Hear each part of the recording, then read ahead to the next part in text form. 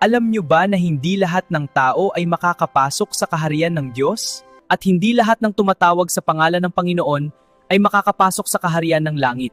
Bagkus yung mga tao lang na tunay na sumusunod sa kalooban ng Diyos, sila lamang ang makakapasok sa kaharian ng Diyos. Sa araw ng paghuhukom, maraming magsasabing, Panginoon, hindi ba't sa ngalan nyo'y nagpahayag kami ng inyong salita?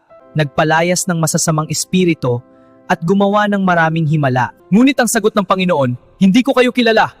Lumayo kayo sa akin, kayong mga gumagawa ng masama. Masama bang mangaral ng salita ng Diyos? Masama bang magpalayas ng masamang espiritu? Masama bang gumawa ng himala?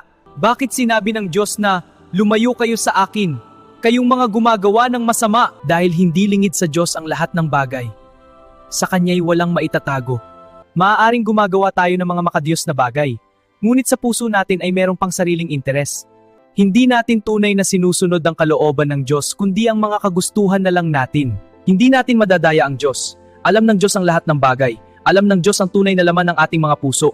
Kaya tayo'y magbantay at huwag padaya sa mga taong nagsasabing sila'y lingkod ng Diyos ngunit taliwas ang kanilang pamumuhay.